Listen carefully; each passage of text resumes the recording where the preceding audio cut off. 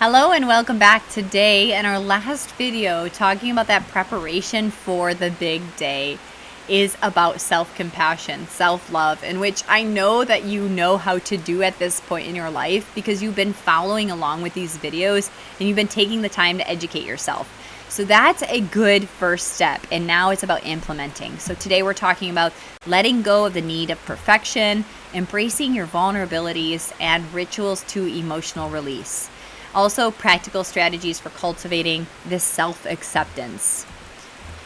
Please, you guys have made it this far, share the course, encourage your friends or people who are on this app with you or this school community to participate in the conversations so they can actually unlock the community, these different aspects of the leveling up, right? Access to navigating the birth, access to the partners, lessons for the male, and the unmet needs. All of it's what's going to help you prepare more for this big day and help lead the world's transition with me to a fertile future.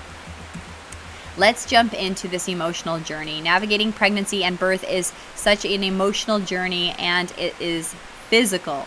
Embracing self-compassion and acceptance can really shape the experience, allowing you to approach this process with resilience, strength, and an open heart. Rather than focusing on these external preparations, fostering self-compassion and acceptance equips women to handle the uncertainties of childbirth and encourage you to trust yourself, the natural process that's unbirthing or happening at birth, and explores and allows you to tap in to your innate wisdom, your ability to birth. All right, so self-compassion is, at its core, is practicing this kindness and understanding to yourself, especially during times of difficulty or stress. In pregnancy, labor, and postpartum, self-compassion is a vital tool to embrace your experiences without pressure or judgment. This quality not only reduces stress, but cultivates a deep sense of self-worth and emotional well-being, and lays the foundation for resilience. By practicing self-compassion, you shift from a mindset of control to one of acceptance and grace, by approaching birth with a sense of inner peace and trust to your body. Why does this matter in the birthing process? It is an inherently unpredictable process and often deviating from even the best laid out plans. Acceptance in the context is about allowing the natural course of the events to unfold without judgment or frustration. Embracing acceptance reduces the internal pressures tied to achieving a specific outcome, allowing women to respond with flexibility and self-respect, regardless of how the birth journey unfolds. This emotional flexibility enhances your resilience and empowers you to be at peace with the present moment and lead to a more fulfilling and empowered birth experience. So practicing self-compassion during pregnancy involves letting go of the perfect ideals, acknowledging your vulnerabilities, and engaging in methods of emotional release. These practices, whether it's journaling, mindfulness, meditation, visualizations, can foster a nurturing inner environment to support you in the birth process. By prioritizing the self-compassion, mothers can create space that's forgiving, open, resilient, qualities that are invaluable in managing the challenges of labor and early days of motherhood. So, I don't know how I could have, if I could go back in time and teach this to myself. Like, it doesn't matter what you look like. It doesn't matter that you don't have your hair or your makeup done when you're birthing, or even post-birth, or even through your entire postpartum period. None of these things is actually showing self-compassion if we're meeting or doing them because of judgment. Okay, so judgment is going to prevent that from happening. There were aspects of childbirth that I refused to look at or acknowledge, or I was so terrified of because it felt to me like it was dirty or gross, or like I couldn't take care of myself. It felt so vulnerable for me to like be in labor, right? Like I think I shared with you in the pregnancy series this idea that it's not even an ideal, it's just the truth. Like as you're birthing your baby, most women will poop. And so I was terrified of that statement. I was like, well, if I'm in labor and I'm pooping, and like, where's the poop gonna go? Is it gonna get on you? Is it gonna be on the floor? And I was so much in my head and my ego about protecting my ego and seeming like I had it all together, right? Like it was a version of me that didn't want to be that vulnerable. And that actually like prevents you from being in just like full trust and full surrender, which puts you into this freeze zone, and that's not going to help progress labor. So just knowing all the aspects of labor and delivery and the postpartum time where your body might not look like your body, you might not look like yourself if you're getting medical interventions. Like I know for my cesarean, there was a time that I could just not accept the way I looked. I had they had given me so many fluids and meds in my face. Every part of me was swollen. I couldn't even recognize myself. I didn't want any photos, and I was just in complete denial of this aspect in that birth. And so to actually allow yourself, imagining yourself as a mother, imagine how you would lovingly take care of your child if they poop their pants. You would just say, you gotta poop, and I'm gonna clean it. There's no judgment on the self. There's nothing icky about it. It's just a poop, right? And so think of how you would mother a precious baby and give yourself that same level of self-compassion as you enter into this experience. And if you can do that, really do that well, like I went to I thought I was having a contraction, and then all of a sudden I was contracting, and I released and I let go, and I just peed on the floor a little while. I actually just peed myself, and that's fine. Everything is fine. Everything goes, and then even noticing I took more interest as I had more babies about the different fluids. I got more interested in it, more curious. I leaned into it. I wasn't fearful oh shit, I didn't know it was going to come out, and now this globby, gooey, sticky stuff is on the floor as I was walking. It just kind of slipped right out underneath my dress, and I was embarrassed, right? And I was like, no, this next time I'm going to do it different. I'm going to really understand what these fluids are coming out of me so I can celebrate every aspect of stepping into motherhood again, right? So just really, really allowing yourself this compassion, this acceptance throughout this journey. Let go of the need for perfection. So the need to be perfect. I need to have my hair done, my makeup done, my eyelashes on because I'm about to have a baby. This need to be perfect is just so far, it's gone too far, right?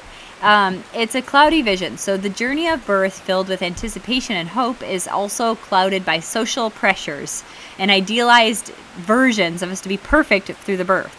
Let go of this idea for perfectionism is so freeing. It allows you to approach this birth with flexibility, self-compassion, emotional presence rather than this rigid expectations. Embracing imperfection allows a deeper connection to the birth experience and foster empowerment rooted in acceptance and emotional support rather than the pursuit of these ideal outcomes. This section explores a journey of releasing perfectionism and transforming benefits to the birthing experience. So let's recognize the societal and personal pressures to have the perfect birth.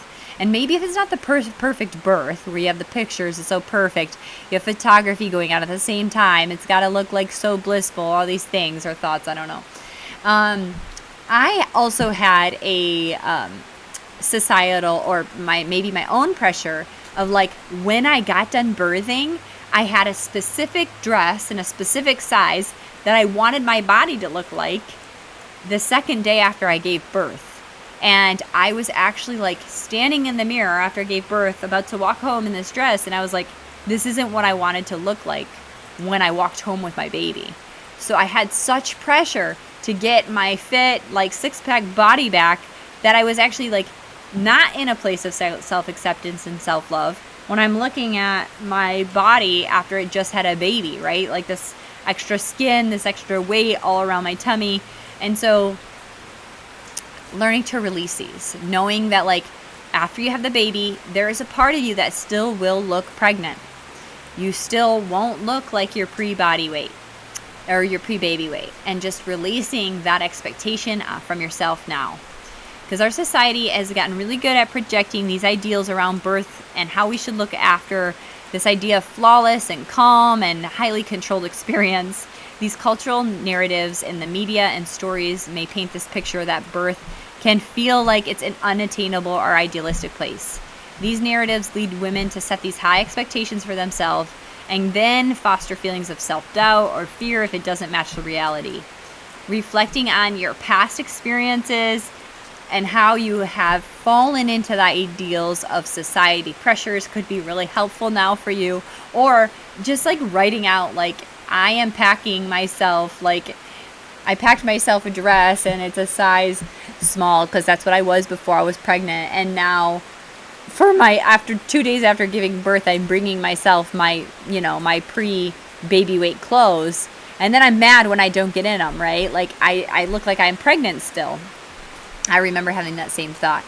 Release these expectations from yourself. Allow yourself just to be comfortable, just to enjoy meeting your baby, just to enjoy nursing, just to enjoy the mess, enjoy the chaos, enjoy the confusion, and enjoy all of it.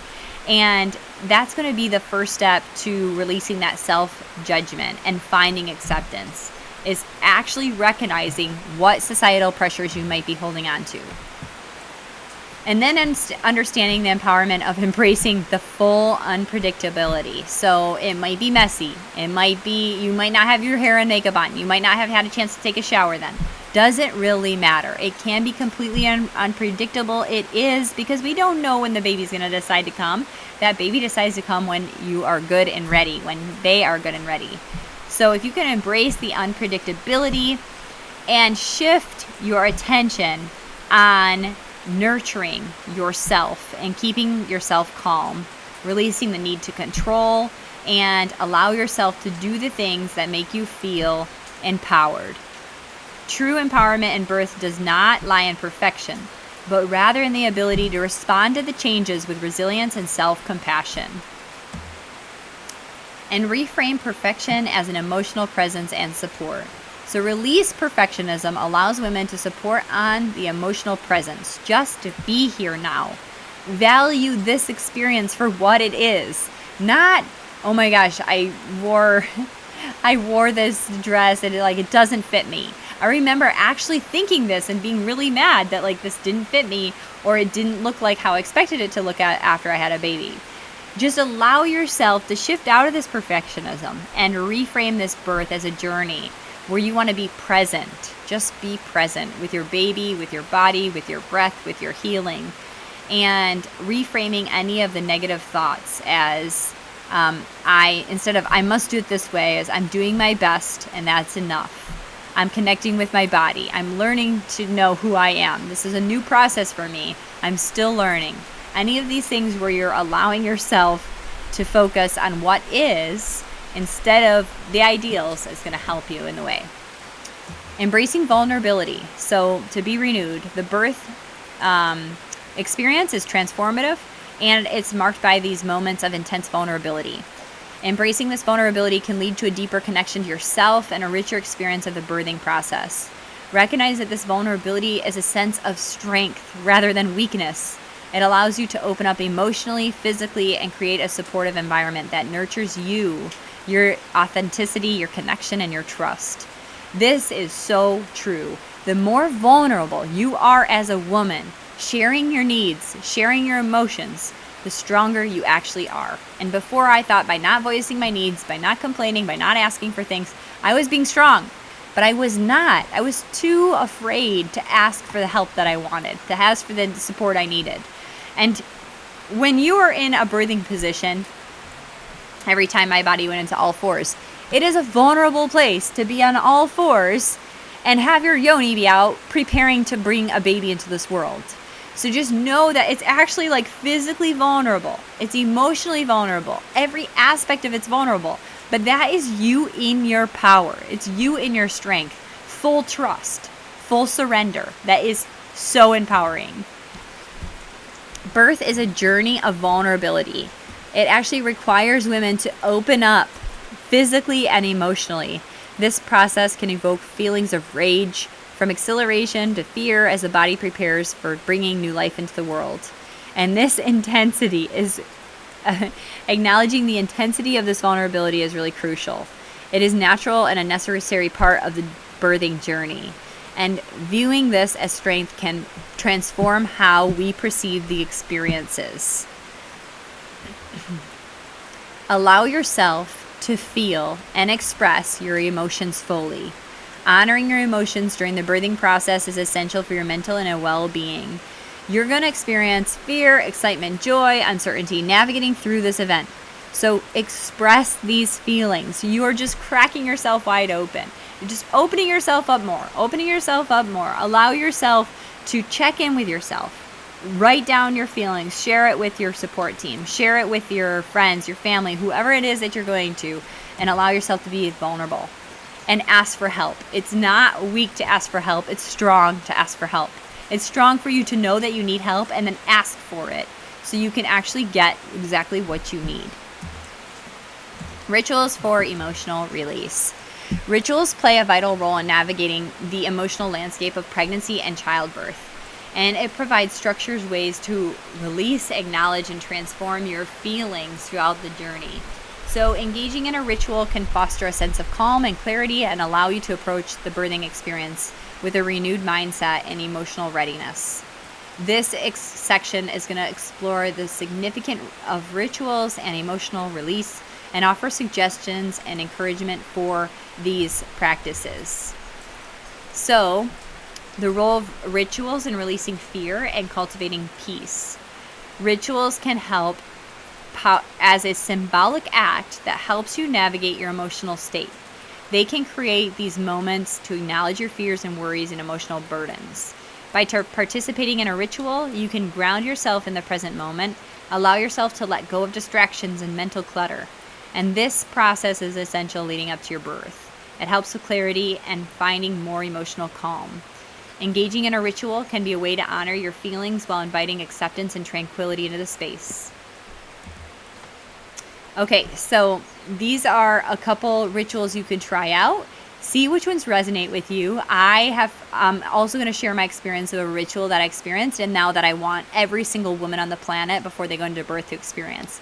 So, writing and burning fears. One effective ritual for emotional release is writing down any fears or anxieties and then burning it. Once it's fully articulated on the paper, burning it shows this symbol of release. The flames transform these fears into ashes, allowing you to feel liberated from the emotional weight and create space for new positive feelings. Water ritual for emotional clearing. Water is oftentimes associated with purification and renewal, making it an ideal element for the emotional release. Women can engage in water rituals such as taking a soothing bath, practicing symbolic hand washing as they immerse themselves into the water. Imagine your worries washing away. This can help invite a sense of calm. Trust you're in the birthing process, and it can be incorporated throughout your birthing experience as well. So if you're practicing this now in your labor, like in your pregnancy, of like when I'm feeling anxious or when I'm feeling stressed or when I'm feeling tension in my body, I'm going to get in warm water. And I'm going to allow the stress to melt away. As the water hits my skin, as the water hits my body, I'm going to allow myself to be cleared from it. It's like the water is washing away these areas of tightness, of tension, of restraint, of confinement, of scarcity, of fear. Let it wash away from your body. Water, imagine yourself drinking the water, or maybe allow yourself to drink the water. So if it's an internal emotional blockage, we're allowing it to release. The other ritual that I absolutely feel is necessary for women is to change our birthing experience from a baby shower where the mother is given a bunch of gifts and it's turned into this consuming event where the mother is like all of a sudden bombarded with a bunch of presents and then has to open it, put all this stuff away, all the things. Instead, consider a mother birth blessing. These birth blessings allow you to connect with mothers who want to support you, who want to pour in positive affirmations, who want to massage you, who want to braid your hair, who are going to make you feel like a queen, taking your feet, washing your feet, cleansing and purifying you, asking what you need to support you along the way, and actually pouring into the mother as you transition into this new phase in your life. Personal rituals can help you with emotional release and rejuvenation. When you find some of the ritual that feels good to you, maybe it is the water for the tension, the pain, the stress, whatever it is. And every time you get in the water, you just allow yourself for the water to run down your body, and you imagine the emotion of negativity running down your body and into the drain, releasing you. And then maybe you change the temperature of the water, like you just like shift it, and you go to cold, and you, or whatever, I don't know, maybe you do it the vice versa way. And then you're like, okay, this is all the new thoughts. I'm flooding my body with new thoughts of safety, thoughts of peace, the thoughts of calm. Finding ways that you're actually going to practice your ritual before you go into this experience. All right, let's talk about strategies for the self-acceptance. This is done daily with self-compassionate language. One of the simplest ways to actually cultivate self-compassion is how we talk to ourselves, right? Our words are our spells. So you can start using affirmations that affirms your feelings and your worth. Like, I am allowed to feel however I feel.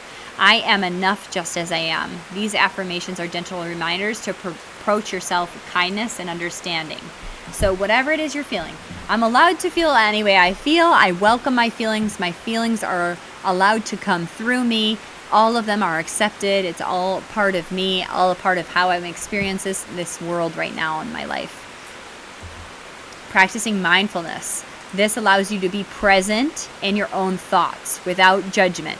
So remember, when we're experiencing mindfulness, you might have a moment of like, why am I crabby today? And you're like, I don't know, I'm just feeling perturbed. What perturbed me? And you're not a bad person for this. You're not like doing this to like hurt yourself, to shame yourself, to guilt yourself. You're just asking with curiosity. You're just asking yourself more questions. Why is my mind spiraling into this place? Okay, I haven't addressed my aspects of fear, or I didn't sleep really well last night. How can I take care of myself and give myself exactly what I need? I have conversations with myself just like this all the time by recognizing where my thoughts are going. Without judgment is key. Engaging in a mindful practice like a deep breathing or a meditation or a mindful walking, where you're literally just feeling your heel, your foot, your ball of your foot, your toes in the grass, feeling different aspects of the cloth on your body.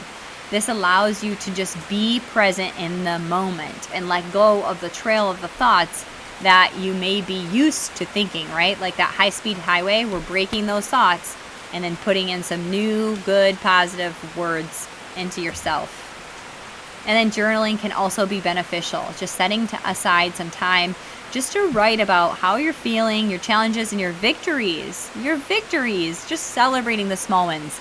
A victory could be like, I just realized that I sabotage myself. I realize I don't have boundaries. That's actually a victory, and realizing that we have an area of growth to work on. It's a victory. Now, if I was like in a humbug mood and I was like feeling really down on myself and I had old self-negative talk, I might be like, well, I don't set boundaries. I'm a bad person. I'm not good at this. I don't take care of myself. That's not the way we want to do it. We're like, I don't set boundaries. So I just found an area of growth in my life. Other practical strategies is creating a supportive environment. So you want the people, your friends, your families, your partners, your work, everybody around you to be pouring into your emotional well-being. And so make sure that the people you are spending time with are providing you with reassurance, encouragement, and reinforcing self-compassion messages. Sharing your feelings and experiences with a trusted inner circle can help you feel understood and validated and reduce the feelings of isolation. Create a comforting physical space, a place that allows you to feel physically comfortable.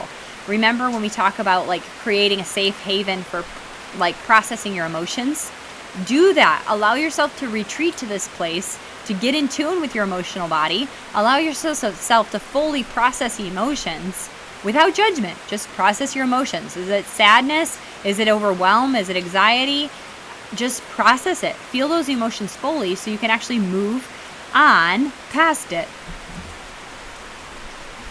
And then compassion responses to unexpected situations. So birth can be unpredictable. So having prepared phrases to use in the face of an unexpected challenge can help in grounding you. You can create a list of affirmations like, I am doing the best that I can.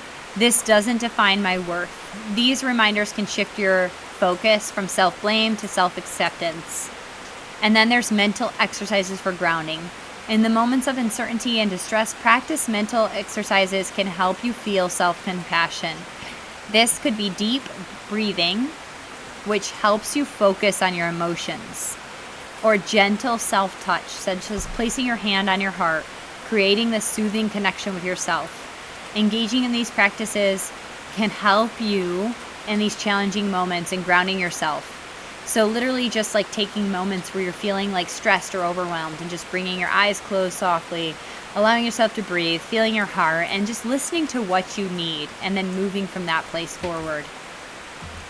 So childbirth is a journey of self-compassion and self-love. Let's celebrate the strength of letting go of perfection, of being vulnerable, as it is not a weakness. It is a strength for you to show up, for you to ask for help, for you to allow yourself to experience the emotions, for you to ask for the things that you need. It's all actually helping you get what you want and what you need along this process. Vulnerability is an empowering act of birth. As you continue to be vulnerable and you share how you feel, it invites people to connect with you and your authentic self, and it empowers you emotionally, and it allows you to open up your heart and experience this life, this opportunity on such a big, deep, feminine, empowering way. And reflecting on self-compassion in the postpartum journey. This is a time that is really challenging for women. We have surges of emotions. We've got a drop in our estrogen, a drop in our progesterone. Our bodies don't look the same. We don't have the same energy levels. Our baby needs us all the time. We're in a new role. There's a lot of things going on at this point in time. So the self-compassion piece definitely plays a role in this postpartum period. Give yourself time to come back to your body. Give yourself time to come back to your own emotional health. Allow yourself time for your bodies to rebalance your hormones, for you to expect yourself to be a certain way. This transition into motherhood is a rebirth. It's an opportunity for you to redefine who you are and what you want in this world. Allow yourself to experience more self-compassion during this time in your postpartum period. It doesn't stop at the birth. It carries on. All right, so you guys have made it this far. I'm so excited for your birthing journey. If there's anything we didn't cover in navigating and preparing yourself for birth, then please send me a direct message and I will create the content. If anything has resonated with you in this moment of like self-compassion, yeah, I just can't get past, being all swollen and not looking good, not having my hair and makeup done, whatever it is, any fears, anxieties, any parts of you for your perfection, I invite you to go in and ask where this stems from. Most of the time, it actually stems back to those unmet emotional needs from childhood. So, this place of not feeling the unconditional love. And I ask that you go back into that memory and give that to yourself. If you're feeling brave and vulnerable, which I know that you now know the strength of doing so, I welcome you to share any of these pieces, any of your vulnerabilities, any of your fears with the community so we can all be here supporting you. And guess what? The major piece that I have learned after coaching for years and years is every time I open up and share a piece of my vulnerability, it allows me a chance to heal, but also me doing that allows 10, 20, 40, 50, 100 other people to heal as well. It's literally this domino effect cascading down. So I welcome you to participate in the community like you've been doing, sharing your vulnerability around birth. What is it? Voicing it, giving it, saying it out loud actually helps clear it so you can actually move past it. I'm grateful for you being here, and you'll be checking out the other bonus materials of preparing you for your partner for the birthing experience as well. You're welcome to sit and participate with them in that those video series, or allow them to kind of take off with those videos on their own.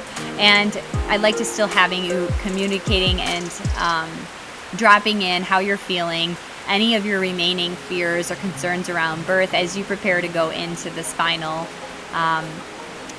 big day. I'm so excited for you, and I'm grateful that you're here leaning into trusting me as we continue to build this community, rapport, and support for women. Have a beautiful day. Aloha.